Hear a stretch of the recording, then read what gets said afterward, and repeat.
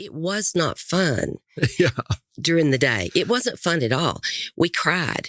Your mom will tell you about practices where when they were over, this sounds crazy, but we literally would bend over till our head nearly touched our knees and we would hold our bottoms. Yeah. Because you've heard the expression, run your bottom off. Yeah. I never really knew what that meant, but that's a real thing. There is a pain in your bottom like you can't believe when you've run as long and as far as we did. Yeah. Yeah. Well, everybody, welcome to the Cowboy Perspective, a special series of conversations we're going to do around the history of Comanche, Texas, which has Comanche, Texas specific history, has some state of Texas history woven in there. We're going to talk about people, places, events with really kind of knowledgeable, expert type people. And today's guest is Fredda. You heard her talking a little bit about her coach, Lita. That's somebody we're going to touch on, explore this national record that was set by Fredda and my mom and a couple other ladies. I'll ask some questions I've always kind of had, just like, was my mom tough? Like, did she? But I got a feeling your answer is going to be yes. If they were on that team, or if they ran track for Lita, you had to be tough. No way around it. Yep. I'm saying to my daughters pretty often, I'm saying to myself pretty often, do hard things. Mm-hmm. I think it's part of humanity, part of your life. It is. Part of the enjoyment of life is doing hard stuff. Like, it wouldn't even be much fun if it wasn't hard. Well, you wouldn't have accomplished anything if it wasn't hard. And the thing of it is, it's like I've told you, at the time you're doing hard stuff, it's not fun. Mark Twain once said, a classic is something that everyone wants to have read, but no one wants to read it. And that's exactly the way life is. The hard stuff we don't want to do. And yet when we look back, it's that hard stuff that molds us. Totally. Okay, so I think that's a great place to start. Go back a little bit. We've been talking here for a little while before getting everything set up and record. Tell me, let's just start with Lita. For anybody who doesn't know, she's the winningest coach in, is it America? She's the winningest basketball coach in the nation, girls or boys. And she spent a little stint in Comanche, Texas. She did. Lita was here. Do you know, I don't know how many years. I know that when I was in the 6th grade, Lita was my PE coach. Lita, believe it or not, she coached all PE 6 through 12. She coached all girls basketball grades 7 through 12. And she coached all girls track grades 7 through 12. No assistant. Yeah. Well, there's an illustration of how the times change and how the world 50 years from now will be talking about, well, you remember that Jake Escobar? He did it with only 2 legs, or something. Yes. There'll be some interesting piece to it. You can't believe that was possible, but that's how she did it. It probably lent to a lot of great teams, understanding of her expectations, because she had these kids for so many opportunities to pour into them. You're even talking about how, the little voice in your head outside of God is Lita. Because I'm telling you, she took no prisoners. She took no excuses. It didn't matter how you felt. If you were hurt, you had a job to do. And you got up and you did it. And was she extreme? She was. And I love to tell her all the time about how hard she was, Neil. But the truth of the matter is, she molded, I don't know how many hundreds, I guess, of girls she coached, but she molded a lot of the women in Texas today. Well, okay. Let's just leave Texas out. Okay. Let's say Comanche. Okay. She molded the mothers of my generation. Absolutely. And in spite of that, I don't even know, in spite's the wrong way to put it. Along with that, she's molding my daughters. Because it's so beautiful how history continues on, how it moves on. Even when Lita's gone, there's so much of her still left in women ladies, moms like you, like my mom, like so many other ones that I'm not naming. But it's so just exciting. It's part of why I want to have this little spurt of a history series within this thing that I do called the Cowboy Perspective. Thanks to Cole Parks and Southwestern Advisory Group for kind of also saying, we'll pay you money to do this, Neil. And that makes me capable of doing it too. It makes me think a little harder about doing it. Well, I think one thing that it does, and especially when you get to be my age, you know, where a lot of my life is in the rearview mirror, it makes you start evaluating yourself, the legacy that you're going to be leaving behind, what you've taught your children almost on a daily basis. I pick up the phone and I call and I say, hey, I just want to make sure I did tell you blah, blah, blah, right? You know, because you start seeing that if you want to leave these things that are your values behind, it's time to be sure that you did it right. And not just with my children, my grandchildren and I, they know Lita in their minds. Yeah. And they know so much about things that molded me because I share those with them. And you do it when you're not even trying to. Like how you live, how you approach things. I can remember things about mom that kind of give me abilities to do hard things. I would see her get up at 4 a.m. and go walk or go work out. I mean, I can't really think of a single time I ever saw my dad work out, but I saw mom do that. So I had that in my mind a little bit like, oh man, I wouldn't want to get up that early. Well, she had to do that early because she had the rest of her life to do in that day to operate. So you just had to find that time sometime when you could get it in. So true. And she definitely taught us how to dig down. And that's what you find in life. Life is going to kick you in the teeth at some point. Yeah. There's no way around it. Every single one of us in some way will get kicked and we're going to get kicked down. But the real lesson there is, do we get back up?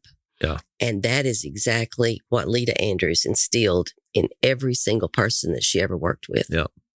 All right. Let's talk about winning. I almost want to take these notes, but you can help me get back to it. I want to touch on winning a little bit, like how important is it really? Let's talk about the national champion or national record setting group of girls, ladies, women. And then I want to circle back on how, let's talk a little more in depth about how that like just pours into the history of Comanche and where this community builds its resiliency or competitiveness or all those things. So start with winning. You said something before we were on air about how in my family, it was like there's winners and there's losers. That's it. Black and white. How, are you still cut by that cloth? No, and I never really was. I guess that's not true. I was very driven to win. Don't get me wrong. But no, in my family, it's true. There was first place and last place, and there was winners and losers. And you better be the winner or the first place person. But of course not. I think it comes the striving to win, the striving to be the very best that you can be is what it's all about. And of course, Lita wanted to win. We wanted to win. And this country needs to want to win. Does that make sense? Because that's who we are. That's how America began. Yeah. And we've lost a lot of that in a lot of places, I think. I do think in your rural communities, a lot of this is holding on. Yeah. You know, we still strive hard. We still get up and we go to work whether we feel like it or not. And that's what it's all about. But I don't know how, if you're not striving to win, then I don't know how to make you be the best you can be. There's a fine line there, if that makes sense. Yeah, that does make sense. Total sense. Tell me this. Did you ever run extra bleachers for losing? Oh, Neil, I lived in the bleachers. Well, my understanding is you didn't run bleachers for losing. You ran bleachers for not performing your best, missing free throws, True. some of this kind of True. stuff. In the old days, and of course, we didn't know as much about knees and things as we do today, but in the old days, those old WPA gyms that everybody had, they were really tall. So when you ran bleachers, it was a long way up there compared to most of today's gyms. But no, I do not remember ever running bleachers because we lost a game. You ran bleachers because of something else. You didn't do your best. You acted up. I can't really tell you, but it was not for actually losing. Yeah. I think that's a great illustration of strive to win. Yes. Win is a result of doing your best. Yes. It's like the gravy. Like the wins are the gravy. It's all the other stuff that's the work, the job, the thing in front of you. Michael Jordan put it something kind of like this. This is not an exact quote, but the concept's right. I wasn't competing against other people. I was competing against my potential. Absolutely. So that's a cool way to think about it. I hope people hear that and think, yeah, that could be right. And as a parent, I want to think about that for my kids because I will get drug into the competitive, we need to win mindset and totally miss all this great stuff that's happening on the journey to the loss, And it is about the journey. And we do forget that until we look back on it because we get and I'm as bad as anybody. We get so wrapped up in winning. Yeah. But sometimes the journey is not into the winner's circle where we learn the most from it. Yeah. So now that's a great segue to the winner's circle, the national record set by this 880 relay. I get messed up because the yards and the meters changed over time. But let's talk about those girls, that team. What was that like? You've made some posts about it, so everybody can go follow Fredda on Facebook, and she'll post about some of this stuff. Just tell me, what is some of the stuff you remember? Well, first of all, let me tell you, there's some luck involved there. In these little schools like Comanche that are very out of the way, where most people, you have to grow your athletes, okay? It just so happened that your mom and Laura Spruill and Janet Brightman and I were near enough the same age that we landed in high school at the same time. Sometimes you will have that much speed, that much whatever, but it doesn't line up. Yeah. So first of all, it lined up. Second of all, you would have to understand this is 1972. The world, I guess it's not as chaotic seeming as today because we don't have social media, 24-hour news segments, but we're in Vietnam. The war, Richard Nixon, we're headed to trouble. You know what I'm saying? Yeah. The world was kind of upside down, and yet we were just 4 unbelievably country kids from Comanche, Texas. And Lita, I guess, I don't remember if I think she did. I think I do remember this, and I loved it. Track is cut and dried. You line your kids up, they run, you pick your 4 fastest. And you don't have to fight all of those other things because there you have the times on the sheet. Yeah. And it just turned out that the 4 of us were the fastest on that relay. Do you know who the fastest was? Were you all real close? Was it an obvious fastest one? We were luckily within nanoseconds of each other. See, that's a great illustration of a team. There's no super standout. They were all good. A lot of teams you'll see, maybe they've got an unbelievable fast person and that'll be their anchor. And the others just have to do their best not to lose till they get it to the anchor. It was not that way with us. We were basically extremely evenly divided. Yeah. And that doesn't happen often. But that's true. But it did. Robbie commented on your post. I happened to catch it. Robbie is my mom's brother. He went to most every race, he said. And he said, in that particular race, which wasn't necessarily rare, second place was a long way back. I think maybe I saw that. It is true. We went into that state meet with 3 relays, which no other school in Texas did that. And what you have to understand is we were competing against 1A through 6A or however. There wasn't the divisions there were back no then. divisions. It was just schools right. went. And so when we say we won, we really did win. But we had won district and we had won regional. And we were the team to beat. And that is a very hard place to be. That's pressure. Because it's like everything else. You have to play the state championship every week, or you have to run the state championship because you're the one everybody's chasing. Yep. Yes. And I will tell you, we felt really good about our sprint relay. I don't know why we didn't win it. In my mind, there was not a doubt, one, that we had. I mean, we were going in with by far the best time. And we didn't win it. We were second. And to go back to your winners, thought we were losers.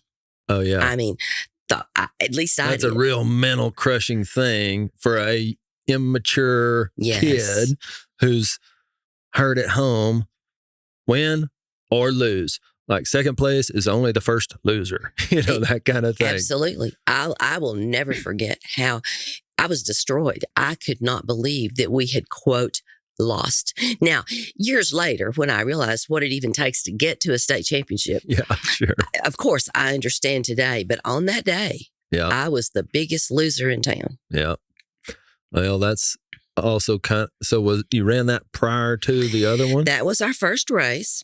And we were second. Then I ran what was called the 220 back then. And I had clocked a 24.9. This is yards, not meters, at the regional qualifiers meet the week before. Went in with by far the best time. But that was different. I knew I wasn't going to win that race. I really should not have ran an individual race. I just didn't have the nerves for it. They made me so scared. I was literally in the bathroom throwing up when it was time to get out there. Why is that? Right? I don't know. I see some nerves in my kids or kids that I coach in these little CYC things. And I kind of want to help them. Like, how could I help them? But like you just said, I don't know. I honestly don't know. I was a little nervous on relays, but not really. I had the other girls. But by myself, for some reason, I was terrified. And so, Neil, that particular year, we had 2 false starts from other schools. So by the time we lined up for that third time, I was done. I mean, my nerves had me. And I was 5th place. And I'm telling you, I couldn't even hold up my head. I ran my worst time of the year at the state meet. So that was 2 races that I had, quote, lost. And so by the time the 880, which would be the 800 today, by golly, I was going to win it. Right. I was not. Plus, you've got to understand, Lita Andrews was our coach. We couldn't go home without at least 1 gold medal. Yeah, especially after you came there probably feeling like you could take home 3. We expected to. Yeah. True. And well, actually, that's not true. I'm leaving 1 out. We expected to take home 4. I just wasn't a part of the mile relay. Yeah. Lita's daughter, Linda, came in and ran that. By the times we had posted all year long, and we'd run against a lot of these teams and we'd wiped up with them, we should have won it all. Yeah. Well, there you go. And I think it's a great illustration of, but life goes on. It does. And you still do a lot of awesome, great things. You get married, have a family, pour into me. You taught me in school. I mean, part of why I do a podcast is I had your class of public speaking. I mean, it's like I had no clue it was going to turn into this eventually, but there was you put some of that in me. But let me tell you what I haven't told a whole lot of people. Now, I never saw Lita in a classroom because she did all of the coaching and she didn't teach, I don't believe, in Comanche. But the way I taught you basically was Lita Andrews. Yeah. If you will remember, it was a totally different kind of subject. But if you say you're going to do it, I expect you to do it. If you say you're going to do it at 8 o'clock, I expect you to do it at 8 o'clock. And so all of that. I thought of that so many times through the years that Lita never knew, but a whole lot of her I used with you guys. Oh, yeah. That's part of like what's so cool about her legacy and many other people. She's just the topic of conversation. There's been a lot of other teachers that have done similar things. For you particularly, Lita was a very big piece of that, but maybe somebody else, it was somebody else. It's so, I never have thought about it this much, how much Lita is in me. And I'm actually passing it to my kids. Well, sure, because your mom, you know, your mom is full of Lita. Sure. And my mother-in-law and my teachers at school. Yes. You know, so it's amazing. Like, thank you, Lita. I hope she has a chance to listen to it, or one of her daughters, or, you know, it'd be just kind of a thank you to her to, I hope, hear some of this stuff. I'm sure she hears it a lot, but does she really let it in? Do you know, I'm so thankful. Before we lost David a few years ago, Lita's husband, but I've kept up, of course. We've all been together a lot through the years, but I called them one day and I said, I need you to come down and I want to talk to you. And so they did. They got in the car and they drove down to the house. And I said, guys, while we're all still above ground, there's some things I want to tell you. And I do nearly cry when I say this because I had never told Lita. Lita and I were oil and water. Yeah. It was hard. I was a hard kid to coach. She was a hard coach to work for. And it was hard. And so she told me when I said that, she said, I already know what you're going to say. You think I was too hard? And I said, well, heck yes, you were too hard. That's beside the point. But I want you to know that hardness is what has carried me through a whole lot of days.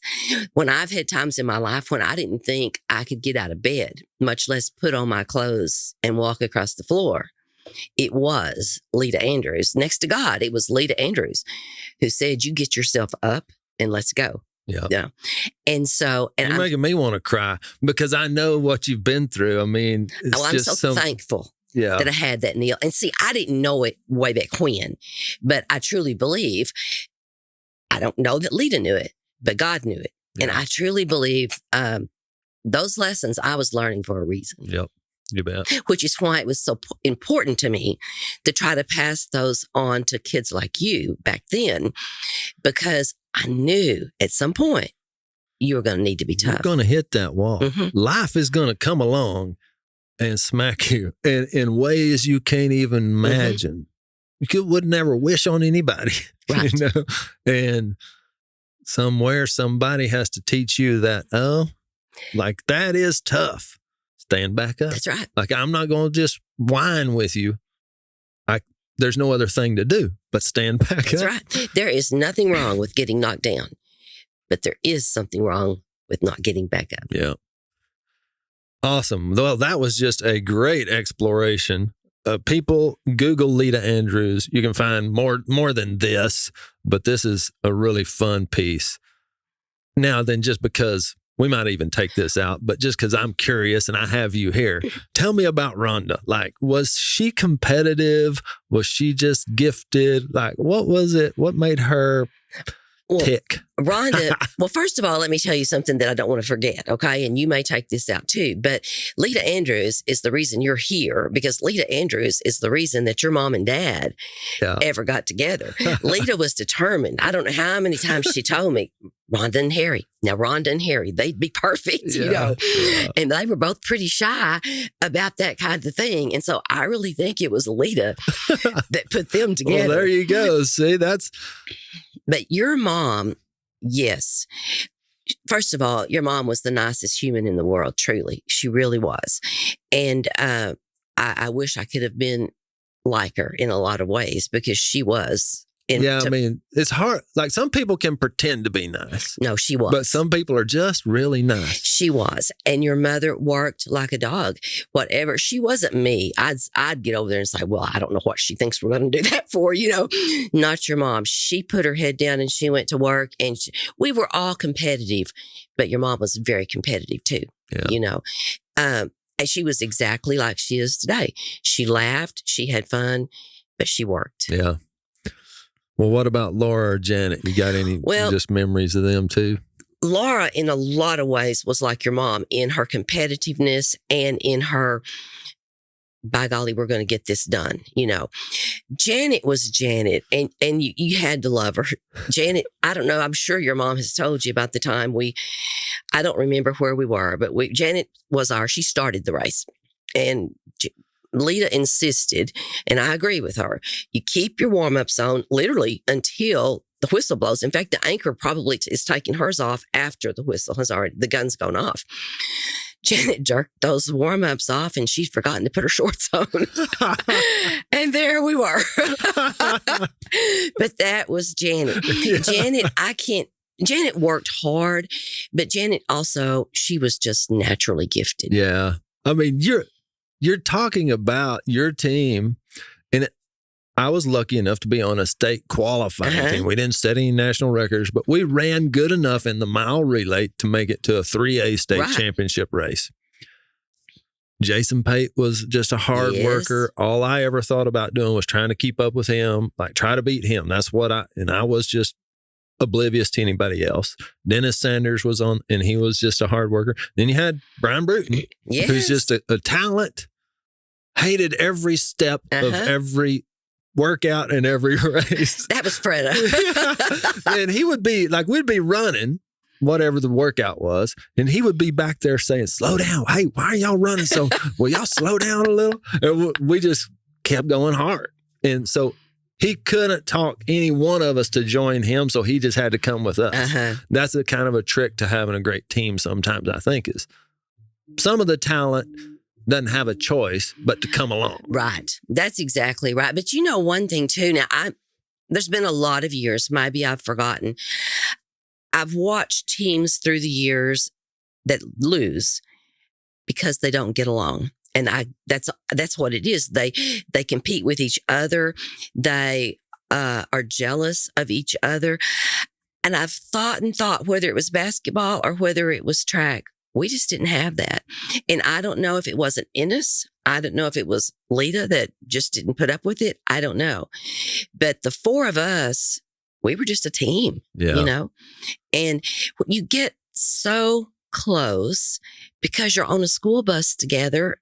And when you go as far as the state meet, that's like an extra season. Yeah, sure. And so I don't know. You eat together, you sleep together, you just get to be sisters. Yeah. You really do. And if there was ever any kind of conflict or jealousy or anything, I never knew about it. Right. I don't know. I suspect there was a little, maybe mom, leadership in there that just kept I feel like a leader is always there. You might not notice them or see them that easily every time, but whoever's leading doesn't have that in them, doesn't have the jealousy. They just want to succeed, and they want to build other people up. You're probably right. And see, I was the youngest. Right. And so I may not have even known that was going on. Yeah. But it just seemed to me that we were just kind of the perfect team, you know? I think you see our state championship basketball team of 98, whatever it was. I've interviewed them. It was a lot of fun talking to them. They said they weren't all best friends, but I think Amber Ward was obviously a super good player, a leader of the team, and she didn't get into the catty stuff. So that was just kind of the rules. Like the one all the even kids on the team looked up to. They weren't jealous of her. She didn't say I'm better than all y'all. She just played hard with them as the team. So anybody listening, my kids listening, Savvy, Coda, Albany, if you find yourself in a leadership position, you got to understand the responsibility that comes with understanding it's more about the team than you.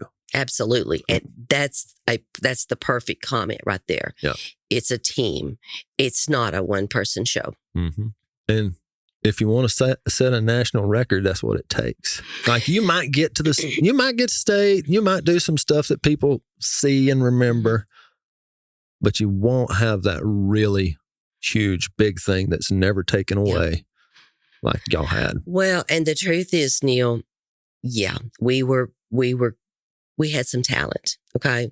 We were fast.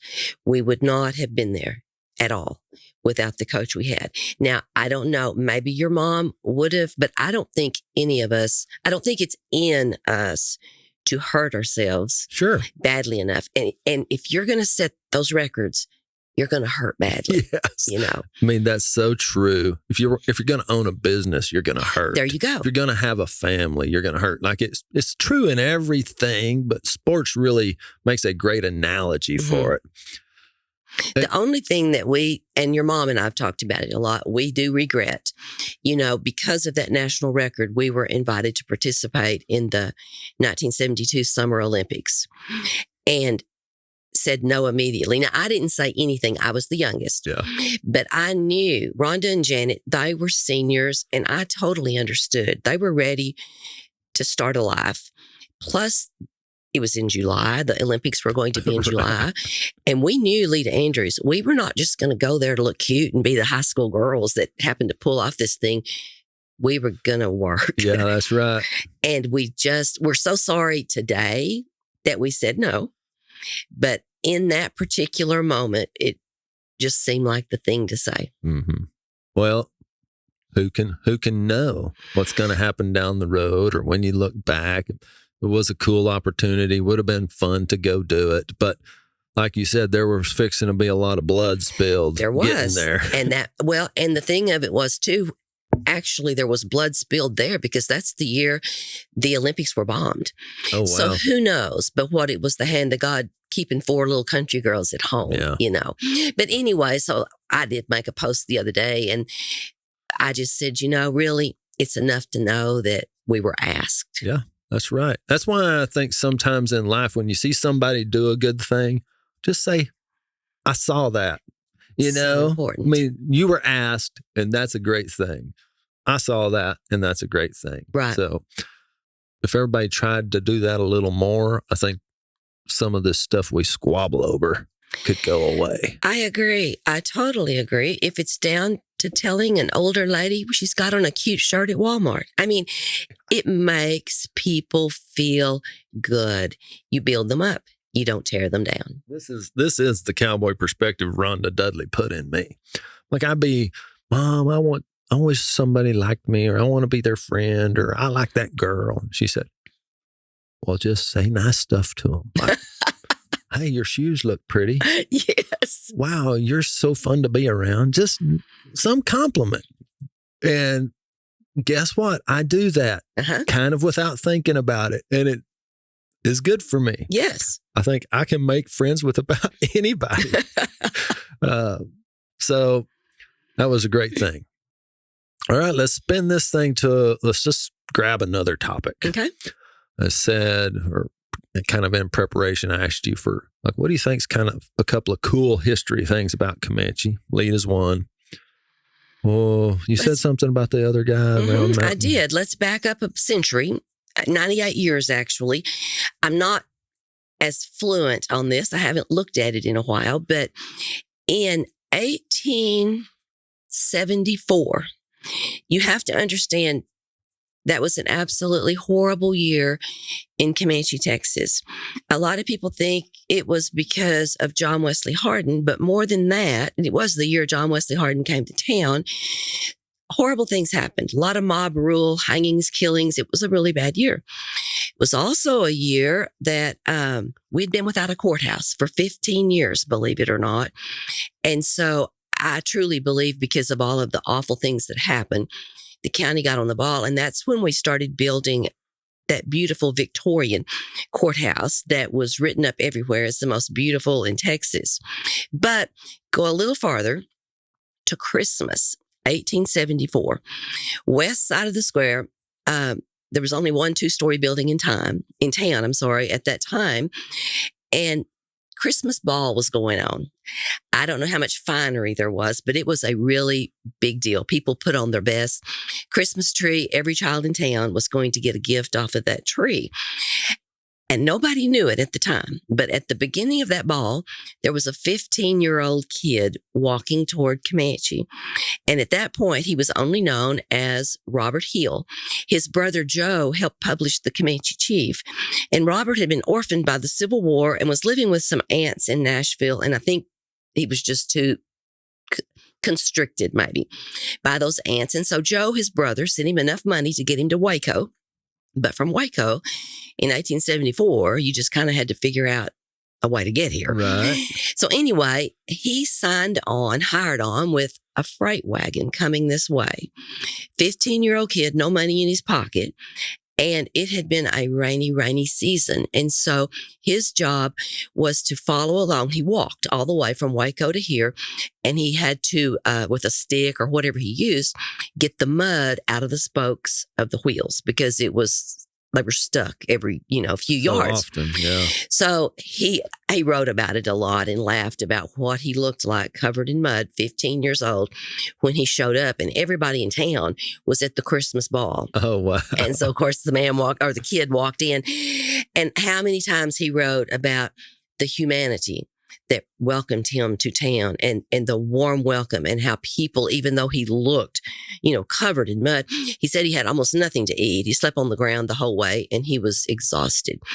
And over, he talked about how the people just took him in. Yeah. Well, to make a long story short, that kid, who must have been brilliant, was really, really interested in rocks. And so his brother hired him there at the Comanche Chief. But every second he could get, he went out towards Sydney on Round Mountain, and he did whatever it is you do with rocks and formations, etc., that I know nothing about. Right. But eventually, a few years later, some men in Comanche realized that this kid was a cut above and he ought to have some schooling. And they actually paid for him to go to Columbia University. Wow. And he came out a geologist. And long story short, again, he was all over the world, but he became known as the father of geology in Texas. And Comanche, Texas, he claimed as his home always. When he died in the early 40s, he actually had his ashes, or had himself cremated and had his ashes spread out there on Round Mountain, because he said it was Round Mountain and Comanche that gave him his start in life. Wow. But once again, it's exactly what you said. He was just a kid with nothing, and some people lifted him up, and look what he became. I mean, yeehaw. There you go. Somebody listen to that. That is you. It is me. It's all of us. We're all that kid with mud on us in some way. We are. And it makes you wonder, how many times have you walked past a kid with, quote, mud on him? We've got to look for these things. But those men had enough humanity in them, and they saw that this very poor, uneducated boy had a lot to offer, and look what he became. Yeah. And it's pretty offbeat to even notice somebody that's all into rocks. Yes. It's just kind of interesting. It takes God as part of all of that to weave it together and have the right people see the right person in the right time. It's like you said, the luck of everybody kind of being in that same place at the same time is absolutely part of well it. And now think about it today. You're at a fancy Christmas ball. Everybody that's, quote, anybody's there, and you're all dressed up, and this kid covered in mud, starving, comes stumbling in. What do we do?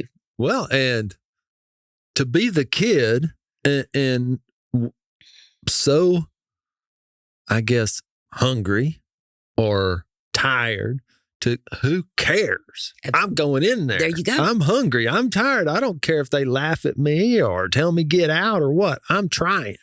They've got a fire and they've got food. Yeah, that's right.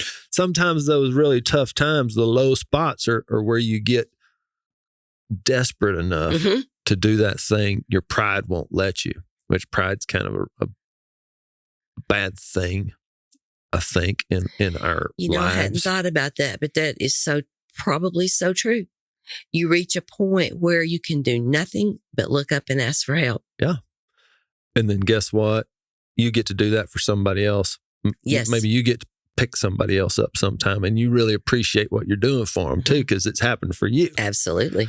I'm thinking, I just listened to the book, Summer of the Empire Moon, about the Comanche Indians and their reign of, I almost said terror. I guess it was kind of terror, was. but they rained the planes.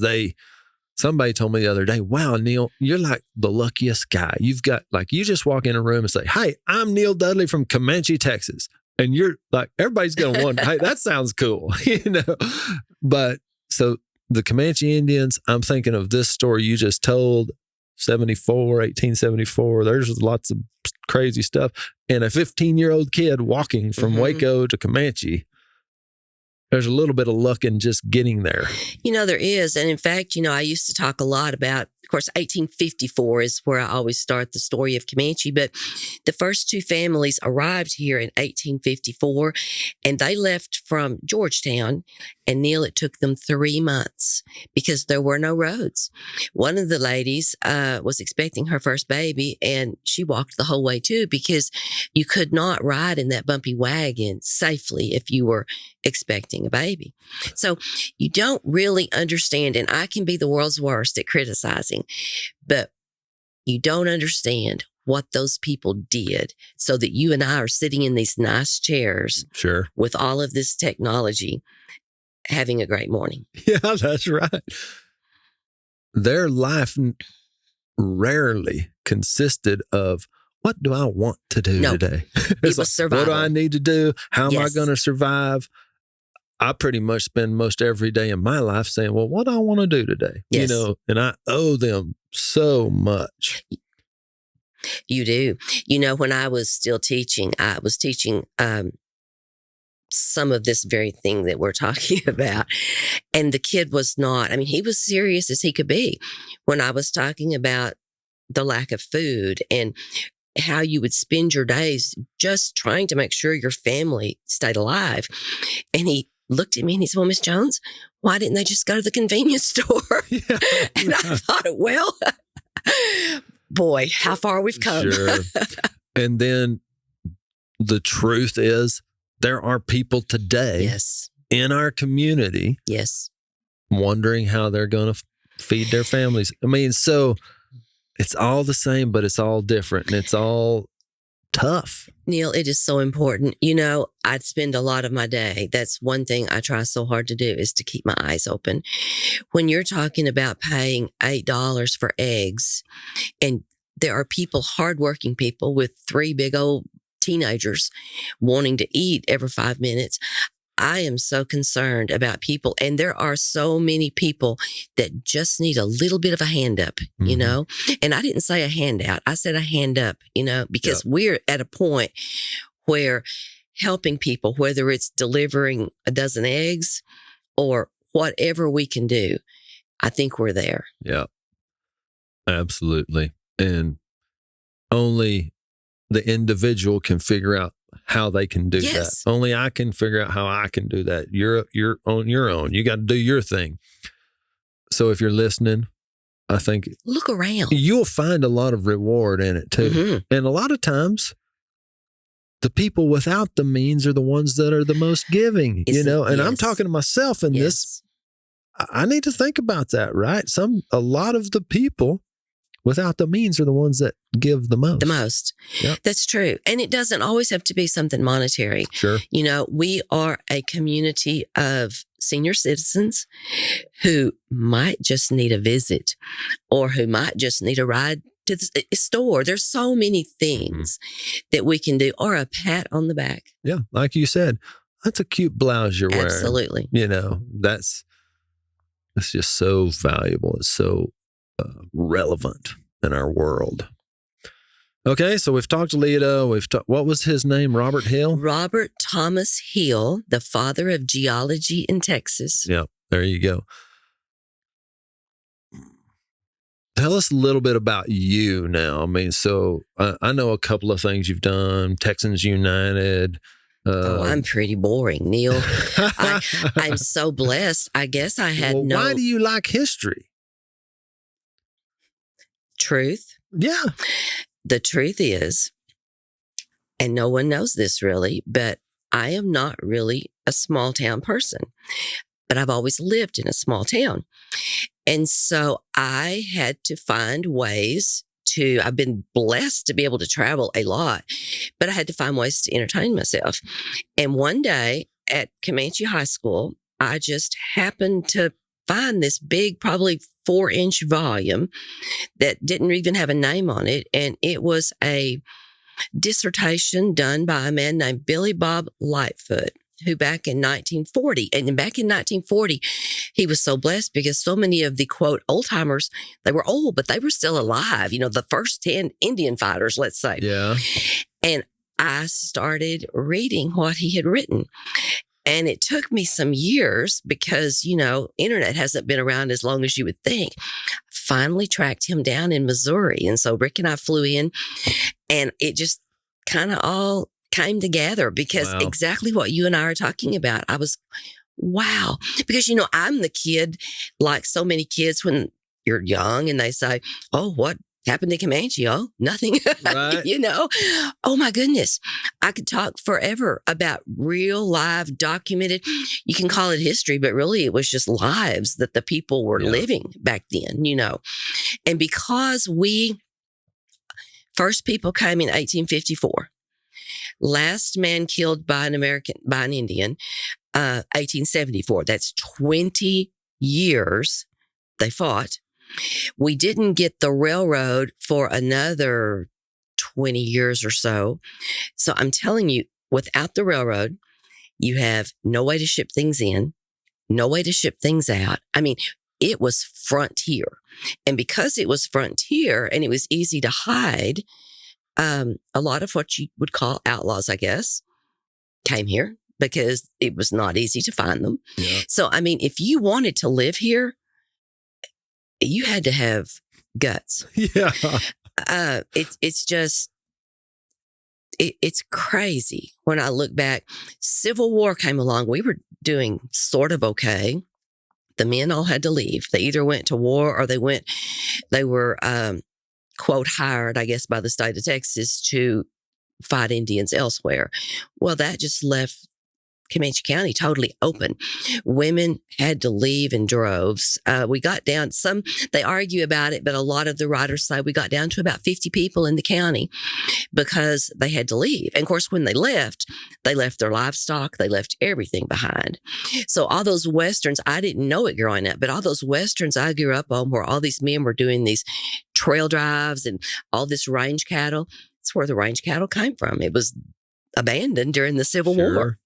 So it's just, I don't know. I just got into it and it became such a story to me of what all had happened here and what the people had lived through. It's amazing. I'm excited. You're the first conversation I'm having in this little series with these. I've got several people I want to talk to about it. We're going to get some people from Architects and some other historical groups and just talk about lots of stuff. There's kind of new historical preservation happening. There's a big museum that's really awesome and cool in our town that talks about a lot of this stuff. So we're going to try to highlight those things.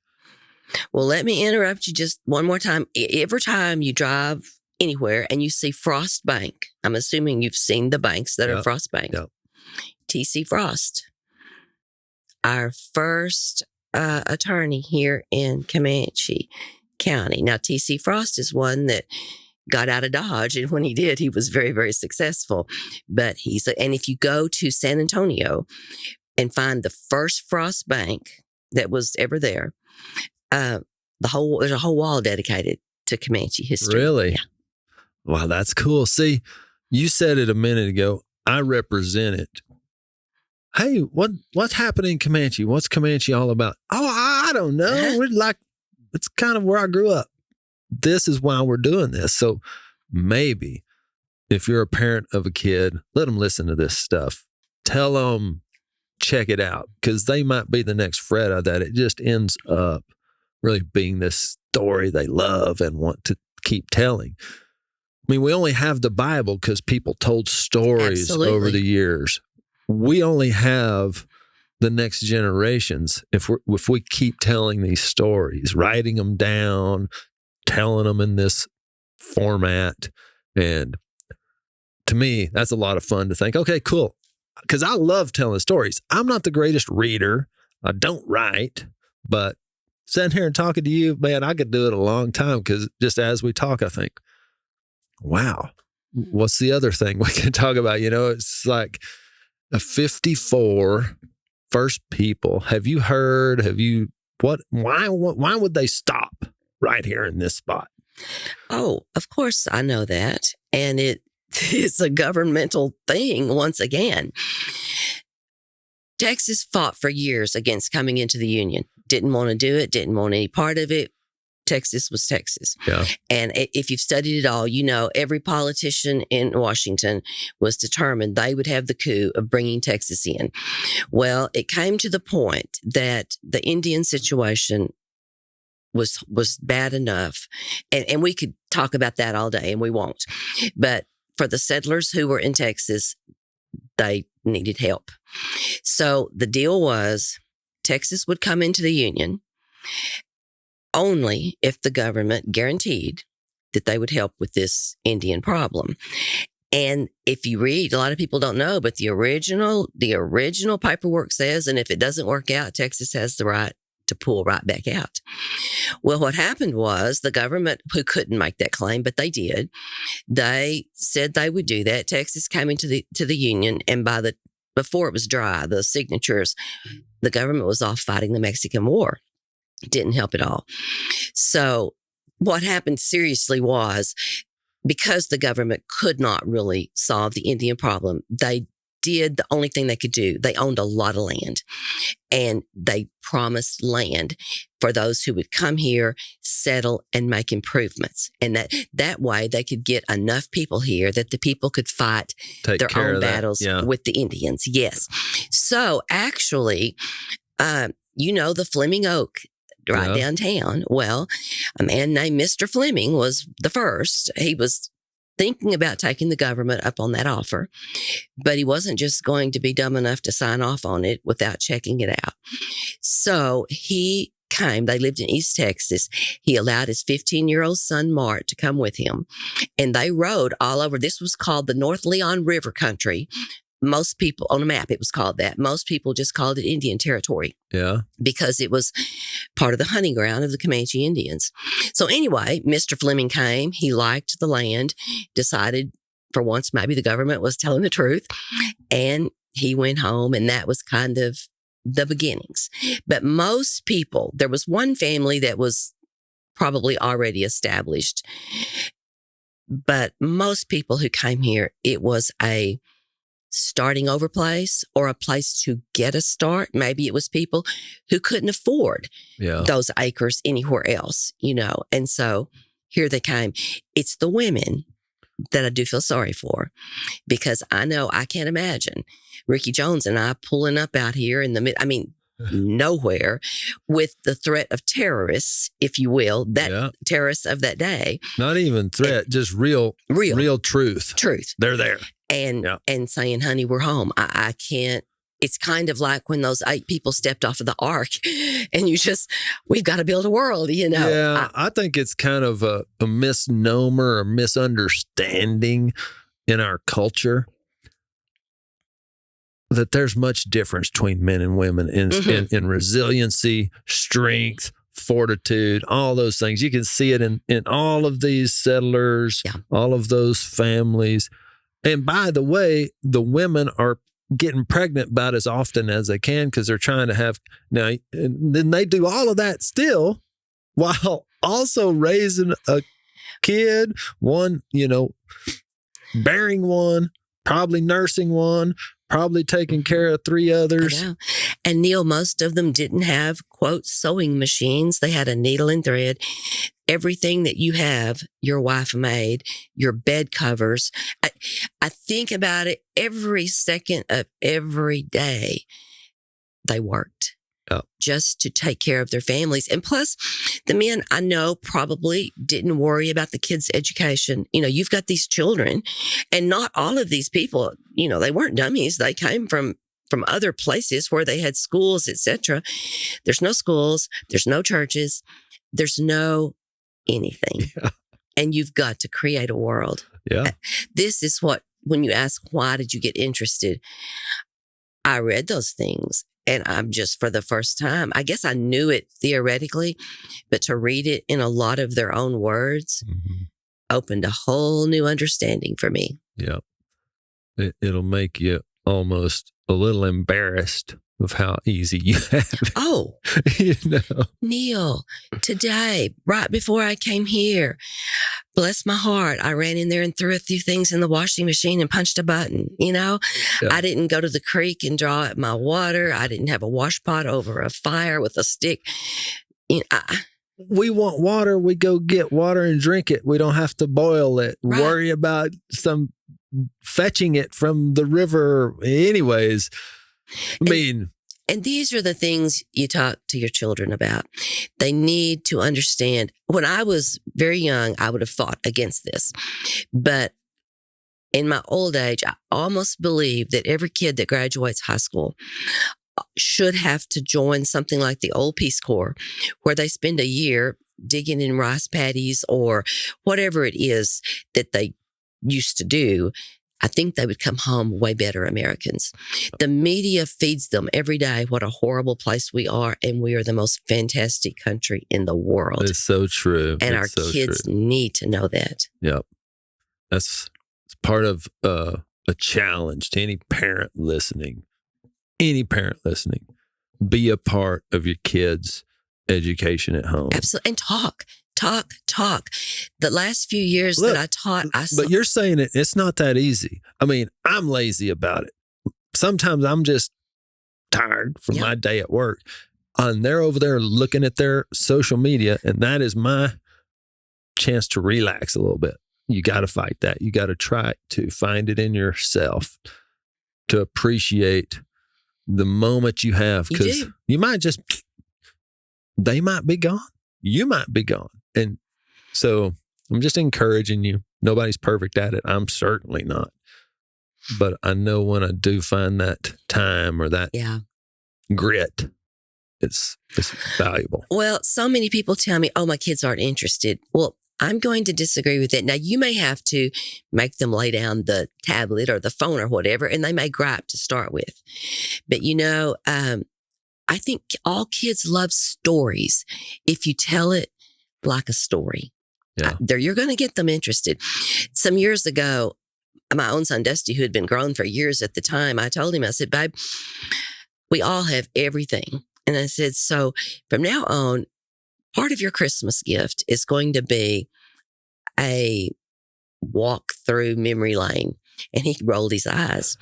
Well, the next year I started with, the Jones family, 1970, whatever, who we were.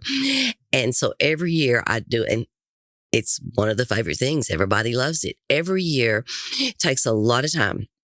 But I do, for instance, all the things you forget to tell your kids, how much you paid for your first house, what your first car was, just whatever was going on in that year. And then I put the pictures from that year as well. And, it's really, he's enjoyed it. But I remember a lot of things that I had forgotten. Yeah. And so I know it's a lot of work, and that may not be your thing. Maybe your thing is just to turn on a recorder, and just talk and leave it behind. Everybody has to find their own way, but it is so important for your kids to know who they are, where they came from, and why you made the decision you made. Yeah. It's obvious if you look for it too. Like, find some time if you still have your parents, if you have mentors, grandparents, whoever you can find, and you happen to be a parent or even a kid, just get at the dinner table. Yes. My kids say stuff hey, tell those stories. Roro, tell me a story about something Dad did. And they love it. Eat it up. Yes. They'll stay there for hours and hours and never even think about going to a phone, as long as you can keep telling stories. That's right. I loved it too. I remember it. Sitting around there with my grandparents and hearing the stories and the laughter and the poking fun and all that stuff that's part of a family. Well, it's what you said. You just have to make time. Whether it's at the dinner table, whatever it is, whether it's a ride down in the pasture, whatever it is. But if you tell it like a story, I guarantee you, I taught kids way too long. They love it. Yep. One year I had a group of kids, every one of them failing American history. And I was an American history teacher. But so the next day I got them out and we walked to the cemetery that's close to the school, stood them under a tree and told them the story of Boss Green and how he was murdered and who was hung in that tree, dates. I mean, I went through the whole story, went back, and the very next day I gave a very detailed test. Every one of them aced it. Yeah. And I said, okay, now let's talk. Why are you failing American history? All we did yesterday was history. And they said, yeah, but it was a story. And your kids are the same way. If you will tell it like a story. Yeah. Well, we've been doing it an hour now. Oh my. Yeah, it goes by fast. And I love the long form. I think you just don't get if you're trying to do some 15-minute thing, but it takes somebody's time, and time's a precious commodity. Absolutely. So they'll have to spend a lot of time to listen to all of this. Some will, some won't, and that's okay. We're putting it together in a way that it's going to be there for them if they want to. Well, come on. What's one other story? Like, I'm sitting here thinking, I don't know about that story you just mentioned. What was that?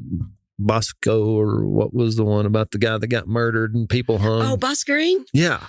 Oh, my goodness. Boss Green. Actually, I think he's related to Ricky in some way down the line.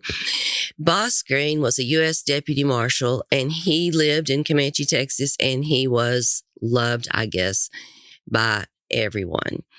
But anyway, I believe it was the Bailey brothers. You're asking me things I haven't looked at in a long time. You bet. They came to Comanche, Texas, and they were just young, and they had the really dumb idea that they would create some counterfeit money and they'd spend it and so on. Well, they did do that, and they got out of town, and then this man recognized what had happened, and of course he went running to Boss. And so Boss Green got on his horse, of course, and went out after these boys who I don't think were bad boys. I think they just messed up. Well, nowadays we call them entrepreneurs. There you go. Well, anyway, they had gotten about as far as petted, I believe. And anyway, Boss Green came upon them. Really, I don't think was worried a bit about them. It was just like kids around here today, you know, or big young men, whatever. But when he turned, he arrested them. And probably because he knew them, he made a mistake, and he took their hands and handcuffed them in front of them instead of behind them so that they could hold on to the saddle horn and ride back. Well, they stopped. Actually, they did stop down at Pettit to drink and water the horses, etc. And one of the boys grabbed a rifle off the saddle and shot Boss Green. Long old story. They got away. They had some relatives in law enforcement over at Hamilton that hid them out for a year or so. But eventually they were arrested. Of course, Boss is buried up here in the cemetery here in town. And people were pretty upset. So they brought the boys back here for trial. And as happened in Comanche quite often back then, a mob of men came and took them out of the jail and took them out to the cemetery, stripped them, and hung them. If you ever go out there and you find Boss's grave, they hung them in the tree closest to Boss's grave with "We got them for you, Boss." And in fact, if you stand at Boss's grave and look to I don't know my directions, but look to your right. Yeah. You'll see Green Street, and that street is named after Boss Green. But anyway, it's a really sad story because the boy's mom, as usual, if you cut them down, we'll kill you kind of thing. So the boys hung there for a while, and the boy's mom, I assume their dad was dead because he didn't come. She came in a wagon and she cut her son's bodies down and took them home for a burial. Yeah. But anyway, if you tell that story a lot better and with more animation than I just told you, kids will never forget it. I mean, I'm not going to forget that. Even, let's say in this lesser animated version, lesser detailed version, because it's not something you're prepared to try to teach. It's still super compelling, super interesting, it kind of makes you think, hey kids, if you're mad because you had to go to detention because you made a bad choice, There was a time where a bad choice that led to a second bad choice meant your life. Well, it's true. And that's what we talk a lot about, mob mentality, because, you know, you will do things that you would never do on your own. Some people will, if they're with the right crowd or the wrong crowd, and everybody gets whipped up into a frenzy. Mm-hmm. And there you are. And I'm sure what happened when those men hung those brothers. But I look at it from all directions. It was terrible that Boss was murdered. Yeah. It was horrible that a mother had to come cut her children down. You know, Mm-hmm. there's no good in that story. When it all started out, really, they were in trouble, but they weren't in huge trouble. It was just one bad I'm talking about the brother that did the shooting. One bad decision in the moment. Look what it led to. Sure. Yep. Think about that, everybody, me included. All of us. It's like you get those opportunities to make those decisions all the time. Mm-hmm. Are we going to react instead of offer grace? Are we going to choose to think about ourselves instead of others? Like all that kind of stuff, you know, because those brothers could have thought, well, yeah, the truth is we stole from other people. We stole that. And like I said, it wasn't much, and they really weren't going to be in horrible trouble. But there, all of a sudden, there they were, and there was a gun, and I'm sure it was just a moment of stupid, you know. And look what all happened from it. Do you want to go off history for just 2 seconds? Because I think you have some experience with something that could be really valuable to people that are listening. Well, I don't know that I do. Well, it's going to have to do with losing your daughter. Is that something we can talk about? Sure. It's tough. I know of people I'm close to that are living through it right now. I guess you're living through it right now. It kind of is always a truth. It is, but Neil, this last year, and I'm sure there's more than I know of, but I personally know 5 families who lost their sons just within less than a year's time here in this little town. Yeah. I think about Ricky, you know, and just the circumstance, the accident, all of it. It takes so much to just keep going and find the smile. Like, well, you've laughed and smiled, but I know there's a little hole in your soul that just never will go away. This can be a little tough, okay, at times, but that's understandable. People don't know this. Almost every week, someone stops me to tell me how they watched me, or how maybe they went through it later and how they saw me, and I don't know how I inspired them, but you need to understand, I nearly didn't make it. Apparently, I put on a good front, and I'm so blessed. I had 2 things that a lot of people don't have. Number one, never once, I don't know why, but never once did I blame Ricky Jones, ever. Right. And number 2, I don't know why it happened, and I wondered, but I also never blamed God. And so that carries you a long way. But also, that voice that I tell you about, you know, because I didn't think I could rise. I partially asked the question selfishly because I don't know what my future holds. I can't guarantee I won't have the same thing. I mean, I don't want it. Like even saying it scares me a little bit because, whoa, what is that? Does that then make me more susceptible? No, it's just life is life. It's going to happen how it happens. And it's terrifying. And, but I also had 2 other small children that deserved a life. But I tell you what, and you can call it whatever you want to. I believe it was God. No one knew it, not even Ricky. But basically, I sat on the couch and looked at the wall for 10 months. I mean, no one knew it because they would see me functioning, but Right. I didn't function. But what actually happened was 10 months into it, the day before school started, and Neil, my friends still laugh that I ever was a teacher is laughable. I was a rotten kid. I didn't particularly like school, none of that. But Mr. Edwards was the principal at the high school, and he called me the night before school started. He just needed me for one day. And I will tell you, I did not think there was any way in the world I could do it. Yeah. I never wanted, didn't want to, but I wasn't stable enough. Yeah. But I wasn't going to tell him no. So I went for one day and I stayed for a lifetime. You kids, and I do not mean this at all, like one child replaced another, but I found a lot of peace in other people's children, even though I still had two of my own that I adored. But I don't know, that I found my purpose. Yeah, sure. I think that's just so valuable for anybody. And it doesn't necessarily have to be losing a child. I mean, that's super, but it could be illustrated in other ways, some other tough thing you're going through. You just like kind of say yes to that guy that calls and says you want to come teach, and you might find a little purpose in a thing. You know, who knows? Like that super sad thing might have had to happen so you could teach me, because you wouldn't have been a teacher otherwise, potentially. Never. And then now we're here talking, you know. Never. So, I was doing something I loved, certainly something that made a lot more money, Yeah. you know.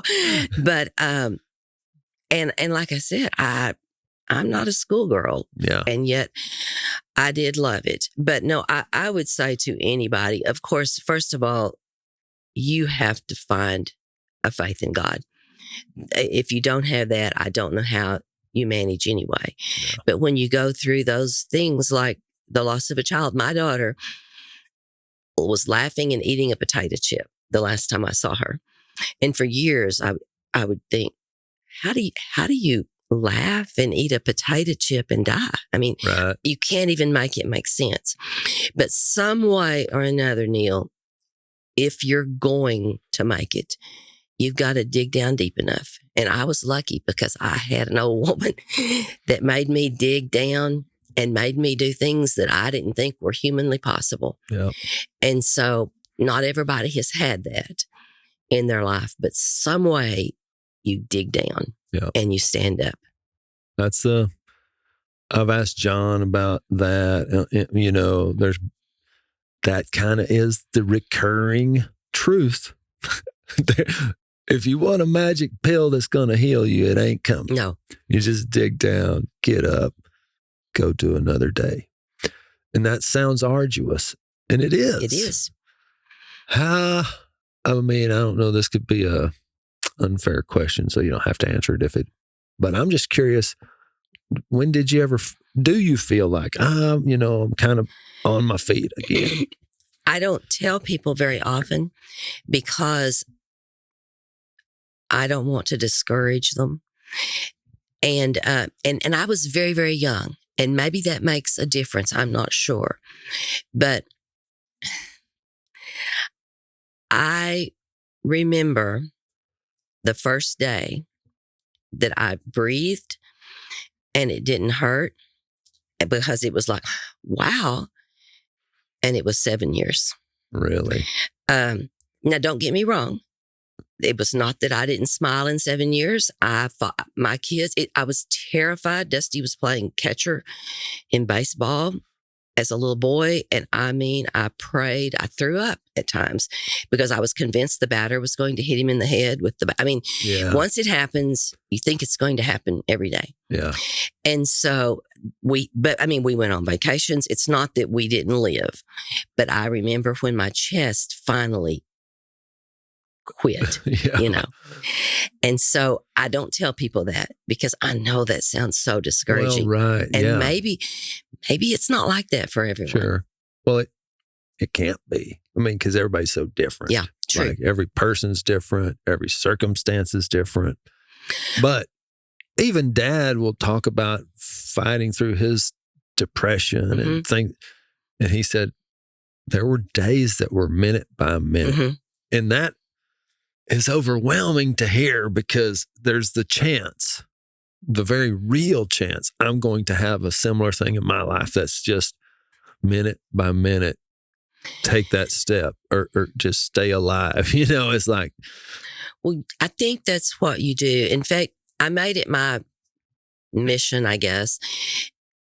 I try everybody that loses a child that I know of, whether I know them or not, I try to contact them at some point. And that's what I always say. I do not want you to listen to other people.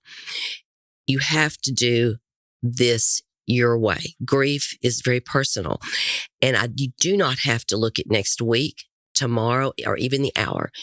This is a second by second thing. One day it'll be a minute by minute thing. And you just have to know all you've got to do. I got to survive this second. Mm-hmm. And I can do that. Yeah. And you know what? Then I can survive the next one. And it's like we talked about, you're going to fall down. You're going to fall down over and over. The key is to get back up. Yeah. Well, thanks for sharing that. I think it's super valuable in so many ways and tough to share. And you say the 7 years you don't like to talk about it because could be discouraging. Yes. I think you could also choose to frame it like she made it and it took 7 years. I can make it too. It might take me 5 years. It might take me 10 years, but I can make it. Fred is an example. You can make it. Things that I think we all know. If we're going to lose a child, we're going to be sad. We're going to miss them. It's going to be horrible.